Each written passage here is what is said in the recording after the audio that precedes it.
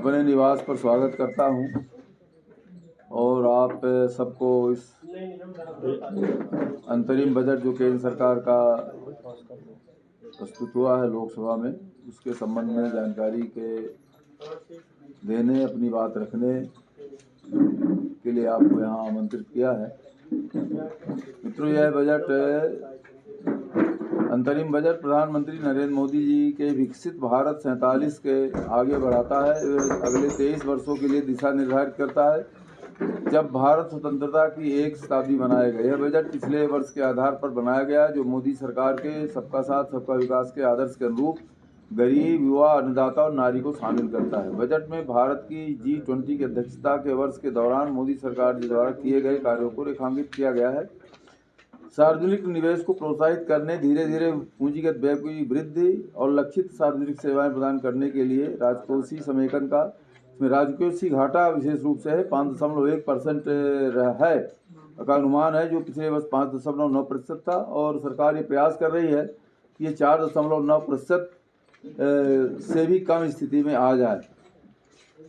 आपको मालूम है कि 2014 में अर्थव्यवस्था की नाजुक स्थिति, लेकिन मोदी सरकार के प्रयासों से आर्थिक प्रबंधन विश्व स्तरीय हुआ है और इसके लिए जो आर्थिक प्रबंधन था, सरकार संसद के समक्ष एक श्वेत पत्र जारी करेगी। दीर्घकालिक विकास की दृष्टि से देखें, 2024-25 में महत्वपूर्ण परियोजनाओं पर 11,11,111 करोड़ खर्च किए गए हैं, जबकि घरेलू उत्पाद का प्रतिशत 3.4% है। 2013-14 में यूपीए सरकार में जो इस वर्ष 11,11,000 करोड़ रुपए आवंटित किया गया है, उस समय वो केवल 2,57,741 करोड़ रुपए था। बुनियादी ढांचे को मजबूत करने के लिए आप देख रहे हैं कि हवाई अड्डे की संख्या दुगनी हो गई। इस समय 149 हवाई अड्डे हैं, जबकि रीवा में को भी इसकी सौगात मिली है। रीवा में भी एक हवाई अड्डा आपके सामने है। इस तरह से रेल की जो सामान्य बोगियां हैं, उनको वंदे भारत बोगी का स्ट्रक्चर बनाने के लिए 40,000 बोगियों, इस तरह से वंदे भारत की बोगियों के समान तैयार की जाएंगी। 3 प्रमुख रेलवे कॉरिडोर बनाए जाएंगे और अपने यहाँ ललितपुर सिंगरौली रेलवे लाइन के लिए भी 635 करोड़ 77 लाख रुपए आवंटित हुए हैं। रीवा सतना के बीच 18 किलोमीटर के जो दोहरीकरण का काम शेष है, उसके लिए भी 40 करोड़ रुपए आवंटित हुए हैं, जिससे पूरा कार्य प्रभावी संपन्न होगा। 34 लाख करोड़ रुपए डायरेक्ट डीबीटी के माध्यम से हस्तांतरित किए गए हैं और इससे भारत सरकार का 2,70,000 करोड़ की बचत हुई है। अब ये 34 लाख करोड़ के बारे में आप कह सकते हैं, जिस समय एक प्रधानमंत्री जी थे, वो कहते थे कि हम 1 रुपये भेजते हैं 15 पैसे मिलता है। आज 100% वो पैसा मिल रहा है। आगे प्रधानमंत्री आवास ग्रामीण को भी 2 करोड़ घर फिर से नए मकान बनाने का संकल्प लिया गया है। मोदी जी की सरकार में महिलाओं के सशक्तिकरण का काम हुआ है और ये पीएम आवास जो बने हैं, उनमें से 2 करोड़ 40 लाख घर में 26% तो पूरी तरह महिलाओं के नाम पर हैं और 70% संयुक्त रूप से पति पत्नी के नाम पर हैं।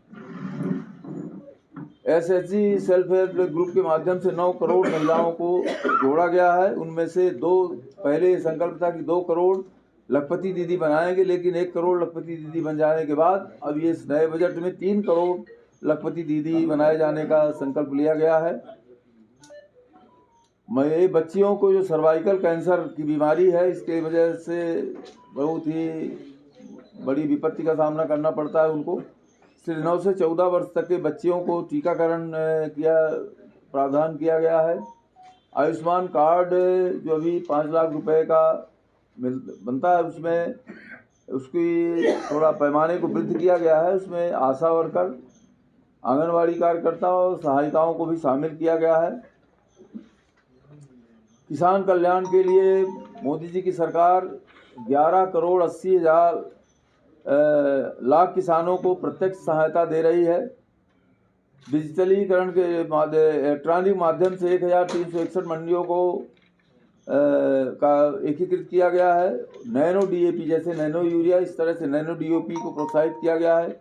तेल को में देश खाद्य तेल में देश आत्मनिर्भर बने, इसके लिए आत्मनिर्भर तिलहन योजना लाई जा रही है। डेयरी के विकास के लिए गोकुल मिशन को सफल बनाया जा रहा है। मत्स्य पालन के लिए अलग से मंत्रालय बनाया जाएगा और 5 एक्वा पार्क की स्थापना की जाएगी। मोदी जी ने COP 21 में COP 25 में 5 लक्ष्य लग करके 5 सतत विकास और पर्यावरण लक्ष्यों को प्राप्त करने का जो लक्ष्य दुनिया के सामने रखा था, उसमें से नवीकरणीय ऊर्जा के माध्यम से 50% ऊर्जा क्षमता विकसित करना था। उसमें 43.9% का लक्ष्य हम प्राप्त कर चुके हैं। रामलला की प्राण प्रतिष्ठा के समय मोदी जी ने सूर्योदय योजना की शुरुआत की थी, इसकी घोषणा की थी। बजट में ये प्रावधान किया गया है कि 1 करोड़ घरों में सोलर पैनल लगाया जाएगा, जिससे हर व्यक्ति को हर परिवार को 12 से 18 हज़ार रुपये की बचत होगी और जो एक्स्ट्रा बिजली बचेगी उसको किसान वो परिवार बेच भी सकता है। रोजगार सृजन के संबंध में और योजनाओं को स्वीकृत किया गया है। उसमें 22 लाख करोड़ रुपए, 22 लाख 50। किसी भी तरह से ये तो विपक्ष के बात छोड़ दिए, मीडिया जगत भी ये आकलन कर रहा था कि नहीं कोई लोक लुभावन में चीज़ें आएंगी, लेकिन एक भी योजना ऐसी नहीं है जिसमें कहीं भी वोट आकर्षित करने का कोई मामला हो। ये लगातार जिस तरह से योजनाएं चालू हैं उन्हीं को मजबूत करने के लिए कोई नई इस तरह से लोक लुभावन एक वोट कैप्चर करने के लिए तात्कालिक लाभ की प्राप्त करने के लिए कोई भी योजना इस तरह की नहीं। सांसद जी मदद करेगी, लगाएंगे तो आप या कि हम जो कुछ को भी लगाना है वो लगाएंगे। 1 करोड़ पैनल अपन वो उसकी स्क्रीनिंग होगी, वो 1 करोड़ पैनल 1 घरों में लगेगा। तो बहुत कास्ट है कि उसकी कास्ट कवर 20 साल में नहीं निकल पाएगी। नहीं, ऐसा नहीं है। 12 से 18 हज़ार रुपये तो हर साल बचत होगी और जो ऊर्जा और दूसरे को बेचेगा वो अलग चीज़ है। तो एक सोलर पैनल के माध्यम से आप 20-25 हज़ार रुपये तो ऑलरेडी उसको आय होनी ही होनी है। तो जो भी पैनल अब बाकी सरकार उसमें मदद करेगी ना। ऐसा थोड़ी है कि जब हम एक योजना ले आए हैं तो केवल पैनल लगाएंगे, नहीं आपकी मदद भी करेंगे। सांसद जी अभी ट्रेन ये हवाई यात्रा की सुविधा दी है और आप बहुत जल्द रीवा से भी हवाई यात्रा शुरू होगी और आप 2 टायर 3 टायर्स के शहर का आम नागरिक भी अब रेल यात्रा करने के लिए उत्साहित है, वो कर रहा है। बाहर आए हैं तो बिना रोजगार के वो थोड़ी गरीबी से बाहर आए, उनको कहीं नहीं। 25 करोड़ लोग है, 25 करोड़ लोग अगर गरीबी रेखा से बाहर आए हैं तो उनको कहीं ना कहीं रोजगार मिला है, उनकी आय में वृद्धि हुई है। औसत आय में 50% की वृद्धि हुई है। तो बिना रोजगार के थोड़ी संभव है कि ये वृद्धि हुई हो। रोजगार दिया तभी तो वृद्धि हुई है। ऐसा तो नहीं कि मर गए हों तो उनके बेटों को बनाएंगे। काहे में लगता है कि बीपीएल में जो रहे हों और मर गए। अभी तो 10 साल में 25 करोड़ आदमी नहीं मरे हैं। 25 करोड़ आदमी 10 साल में नहीं मरे। अपने यहाँ तो 70-80 लाख ही मरते हैं। 19 के महामारी में तो कुछ आंकड़े घटे होंगे। 28-30 लाख 40 लाख लोग मरे हैं। 19 के महामारी 40 लाख ही मरे हैं केवल। इस तरह का मजाक मत करिए। 40 लाख लोग ही मरे हैं केवल। नहीं तो मरने वाले को आंकड़ा तो घटा होगा। तो घटा है ना, तो घटने में ये इसको आप कैसे 10 साल में आप बता मतलब रहे ये हैं, मजाक के लिए नहीं प्रेस कॉन्फ्रेंस भाई साहब इस तरह का मजाक मत करिए। नहीं तो 10 साल में आंकड़े नहीं घटे। आप जो विपत्ति आई, इतनी बड़ी महामारी जो विपत्ति आई उसको आप इस तरह से मजाक कर रहे हैं उसका। वही तो हम पूछ रहे हैं कि अगर आप कह रहे हैं कि 10 साल में इतनी बड़ी घटना नहीं हुई तो ये महामारी में कितनी घटनाएं होंगी। तो महामारी के तो आंकड़े हैं ना, महामारी के आंकड़े हैं उसमें जो ठीक है। 25 करोड़ लोग गरीबी से बाहर आए हैं तो 25 करोड़ तो मरे नहीं। और इस तरह के प्रश्न को, इस तरह के इतने बड़े मुद्दे को आप इस तरह से एक विपत्ति को जोड़ रहे हैं, वो तो बहुत ही मतलब इस तरह का प्रश्न तो हमको नहीं लगता कि इस तरह से पूछना चाहिए। मौत हुई है ना, तो 40-42 लाख के लिए तो हम भी स्वीकार करते हैं कि मौत हुई है। कौन कहता है मौत नहीं हुई है? पर उसको इस प्रश्न से जोड़ना, ये हमको लगता है कि इस मानवीय त्रासदी को इससे जोड़ना मैं नहीं समझता कि उचित होगा। 300 यूनिट बिजली मिली। हाँ, मिलेगी ना। कैसे मिली? सांसद जी, आपकी ये बात जल्दी खत्म हो जाएगी। आपके मन में भी कुछ ऐसे प्रोजेक्ट थे जिनको आप इन 5 सालों में मैं बड़े प्रोजेक्टों की बात छोड़िए, मैं तो मुनगा हर घर में हमारे मन में था कि कुपोषण दूर हो, और उसके लिए मैं चाहता था कि हर घर में एक मुनगे का पेड़ बने, माने तैयार हो। 80 लाख पेड़ तैयार हो रहे हैं, लगभग 2.5 लाख पौधे वितरित किए गए थे। तो वो मन में एक तड़पन है कि काश अगर हम एक पेड़ एक घर के सामने तैयार कर पाते तो कुपोषण और रक्ताल्पता उससे हम 100% निजात पा सकते थे। वो एक मन में बहुत टीस है। और दूसरा, बाकी रीवा से मिर्ज़ापुर रेलवे लाइन, वो कोविड की वजह से जो उसका एक कार्यक्रम में मैंने एक कार्य योजना बनी थी वो पूरी नहीं कर पाए। गैस आधारित एक कारखाने की भी बात चल रही है, हमारे मन में है। अगर कोई इन तीनों में से हमसे पूछेगा कि 3 में से कौन कुपोषण? सांसद जी, आप हमेशा समय समय पे एक विषय पर लगातार आप बोलते रहे। तो सरकार की योजनाएं शुरू होती हैं, जैसे नल जल की बात हुई, उस समय भी आपने कहा कि उसके क्रियान्वयन में बहुत या फिर काम उस तरह से नहीं हो पाया। ये परिस्थितियां जब से जो भी स्कीम रूरल बेल्ट के लिए आती हैं वहां पर ये कमियां रही, और आपने तमाम मीटिंग्स में भी इस बात को रेज किया था। आपको क्या लगता है कि ऐसे कौन से रूट हैं जहां पर ये बैरियर्स बार बार आ रहे हैं? जैसे नल जल के क्रियान्वयन की आपने पहले भी बात की कि उस तरह से काम नहीं हो रहा जिस तरह से सरकार की योजना है। तो ये संरचनात्मक जो करप्शन है या फिर जो ये भ्रष्टाचार है, ये कहीं ना कहीं इन्वॉल्व तो हो रहा है, जिसको शॉर्ट आउट नहीं कर पा रहे हैं। इसके नल जल योजना के में जो अपेक्षा अनुरूप हमारे यहाँ नहीं सफलता मिली है। बाकी तो 14 करोड़ परिवारों को नल से जोड़ा गया है।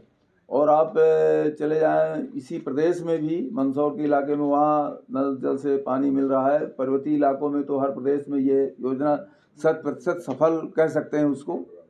रीवा जिले में इसमें अपेक्षा अनुसार जरूर सफलता नहीं मिली, पर अभी तक तो ये प्रदेश स्तर पर जो प्रयास किए गए थे वो उसके वजह से इसमें 2-3 कारण थे। एक तो पहला कारण ये कि भूमि से अपन पानी ले रहे थे, तो आधे से ज़्यादा तो ये ट्यूबवेल सूख गए। नल जो अंदर का जो स्रोत है, भूमि स्रोत जो है, उसमें सफलता नहीं मिली। दूसरा,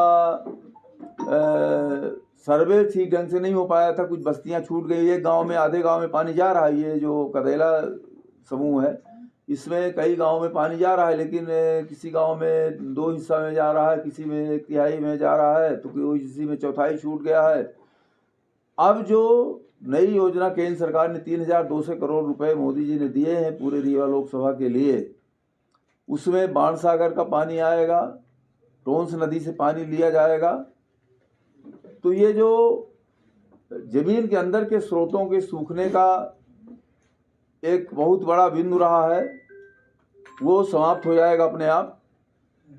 और जो संरचनाएं एक आलस्य की वजह से, या कि हो गया पूरा हो जाएगा, पानी बोर कर दिया, एक दिन चला, दूसरे दिन वही बोरे सूख गया, तो वो कमियां भी अब दूर हो जाएगी। जो सबसे बड़ा इसका प्रमुख कारण था जल स्रोतों की कमी, वो जल स्रोत दूर हो जाएगा, वो कमी दूर हो जाएगी, तो अपने आप मामला ठीक हो जाएगा। सांसद जी, अभी आपकी सरकार 80 करोड़ को तो हम दे ही रहे हैं। वो तो कोरोना के समय जो व्यवस्था बनाई गई थी, अभी हम ये मान के चल रहे हैं कि कोरोना है। अभी तो कोरोना अभी 1000 तो अभी 1000, 2000, 3000 मरीज तो हैं, अभी एग्जैक्ट संख्या नहीं आई है, लेकिन आपने देखा कि अभी पिछले महीने तो हर राज्य में 1-1, 2-2, 4-4 मिलने लगे थे। तो इस तरह से कोई आदमी भूखा न रहने पाए, और ये कोरोना पूरी तरह के संक्रमण जब खत्म हो जाएगा तो इसको देखेंगे। तो इस तरह से इसको एक दूसरे के साथ संबद्ध करने का उचित नहीं है। आपके कार्यकाल में केंद्र सरकार की ऐसी कौन सी बड़ी योजना थी जिसको रीवा जिले में सबसे ज्यादा जनता को लाभ मिला हो? सुपर स्पेशलिटी हॉस्पिटल, इससे तो बहुत बड़ा लाभ मिला। नेशनल हाईवे चारों तरफ बने, ये हमारे कार्यकाल में हुआ है। चाहे वो मऊगंज रीवा से मिर्ज़ापुर वाला हो, चाहे प्रयागराज का हो, चाहे शहडोल तरह का हो, चाहे सतना का हो, जबलपुर का हो, ये हमारे ही कार्यकाल में ये सारे नेशनल हाईवे बने, सारे ओवरब्रिज बने। तो रेलवे में जहाँ 7-8 ट्रेनें चलती हैं, आज चारों तरफ मुंबई से लेकर के हर तरफ ट्रेनों का विस्तार हुआ है। हवाई अड्डा बना, वो तैयार हो रहा है, तैयारी हो जाएगा। तो इस तरह से परिवहन, स्वास्थ्य, इन चीज़ों में हमारे कार्यकाल में तो लगातार आश्चर्यजनक वृद्धि हुई। अस्पताल में दवाई नहीं, वो पट्टी तक खरीद रहे जेल को नहीं, हो सकता है कहीं कमी हो गई हो, लेकिन बाकी तो अभी तक तो महीने से यही स्थिति है अभी। सर नेशनल हाईवे की उपलब्धि तो आपने गिना दी, लेकिन रीवा से अगर सुहागी हम जाएं तो मवेशी कम से कम 50 मरते हैं रोज, और एक्सीडेंट की कीमत तो आप पूछिए मत। ये एमएचआई बराबर मॉनिटरिंग क्यों नहीं करता? जगह जगह दरारें बनी है सड़क पर, जिसके कारण बड़ा हादसा होता है हर बार, और हर बार कहा जाता है सुधार लाया जाएगा, लेकिन सड़क हादसा दरारों की वजह से नहीं, ओवर स्पीड की वजह से हो रही है। सर जांच में सिद्ध हुआ है। अरे वो जांच की बात, जांच में ऐसा नहीं आया कि दरारें हैं इस वजह से एक्सीडेंट हो रहे हैं, ओवर लोड भी जाता है सड़क पर। वो होगा। सांसद जी, ये आप खुद बताइए कि नहीं 40 करोड़ मिला कैसे? नहीं तो ये तो अगर इतनी कठिन प्रक्रिया है, बैंक इतने बैरियर्स खड़े कर रहे हैं, तो इतने लोगों को मिला कैसे? नहीं तो आपको क्या लगता है बिना बैंक गारंटी के लोन अवेलेबल होता है? आपके संसदीय क्षेत्र में कितने लोगों को मिला है, बता सकते हैं? आंकड़ा है? अभी हमारे पास आंकड़ा तो नहीं है, लेकिन हमने पिछले प्रेस कॉन्फ्रेंस में दी थी जानकारी, और अभी भी है। मुद्रा योजना के तहत हमारे यहाँ एग्जैक्ट जानकारी नहीं है कि कल माने कॉन्ट्रैक्शन होने लगे। मुद्रा योजना वाला ले आओ, हाँ वही ना, उद्योग विभाग में हजारों की संख्या में फाइलें फूल फाक रही हैं, है वो है और वो। उनको लोन नहीं मिलता। अंततः वो ना घूस दे पाते हैं और लोन के लिए मॉर्गेज नहीं दे पाते, तो लोन ही नहीं मिलता उनको। ये रीवा जिला हो जाएगी। ये आपने भी पत्र लिखा है रेल मंत्री को। अभी फिर से मिलना है वो सांसद से, वहाँ के 2 सांसदों से भी बात हुई है, और अभी तो 2 दिन ही सदन चला है, 3 दिन। रेल मंत्री जी से सोमवार या मंगलवार को हम लोग मिलेंगे, तो फिर से इसके आगे कार्यवाही शुरू होगी। सांसद जी, रीवा मुंबई ट्रेन जो लंबे समय से आप पत्र लिख के रेगुलर समय